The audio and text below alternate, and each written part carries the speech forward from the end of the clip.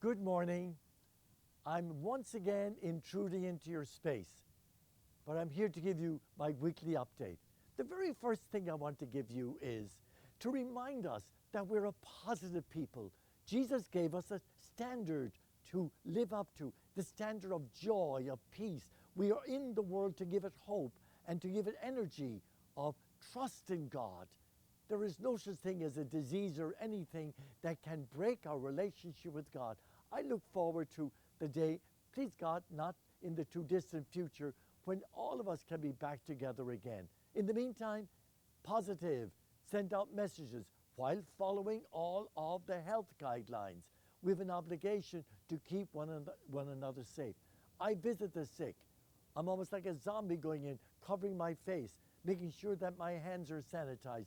But I visit them regularly, the shut-ins, and they are so grateful to be visited with the Lord. They don't even see me. I'm in and out very quickly, but each time they tell me they're praying for our community, praying for all of us. They're a prayer force for all of us. Another point I want to make with you is that we're dispensed from Sunday Mass. Now, that doesn't mean we should not try to at least have that experience when it is safe for us. However, we're not dispensed from the holy obligation of keeping the Lord's Day. That's not dispensed. So you must have some spiritual connection in your life on the Sabbath. That's God's command, not mine. It's not the Archbishop or the Holy Father's ability to dispense us from the Sabbath, dispense us from the participation in the Mass for now, if we so wish, but not from the Sabbath. That's a little Father John poking the ribs.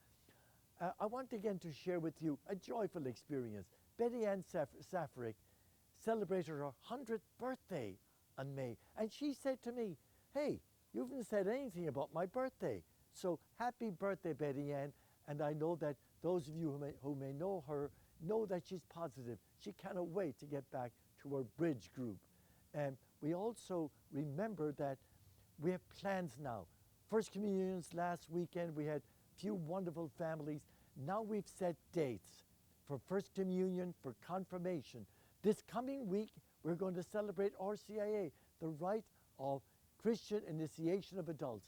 We're bringing new members into our family, and we're doing it on 3 different days this coming week because, you know, we've been too long, I think, standing at the water's edge, worried when the next wave is going to come in. We're going to go into the water and celebrate our sacramental life. So that's why we've set the dates. We can't let ourselves be held hostage waiting for delays not to be there about the materials for our church. We can't even go in there anyway right now. So we're doing everything out on the open to the best of our ability, and it is exciting. I hope that you can get a glimpse of what will be happening for the RCIA. They will be, again, filming that. I would hope that they're going to share that with you as members of our community. I want to tell you, again, 2 points. Imagine me being so happy because the sewer line is fully connected, and our palm tree out on the north side of our church was taken out. It's ready to go back in again. Everything has been repaired and set in place so that for the future, my successors will not have to worry about that, nor will you. We've given them a new sewer line. Isn't that a wonderful gift that we have given to our community, necessary for the proper celebrating of our life together in this family, our church we call home. And then I want to share with you a funny story. One of our beautiful parishioners, who was an English lady, and she had emergency surgery. Her husband called me and asked me if I would just try to call her because she was very agitated after the surgery. And the nurse was going to bring the phone to her and let me speak to her. So I said, using her name, "This is Father John calling." And the answer I got was, "Who?" I said, "Father John."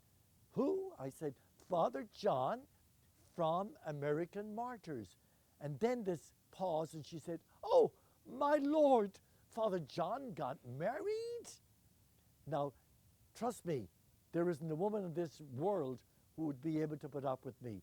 But I spent 5 minutes laughing afterwards because it gave me joy in my life, in my spirit.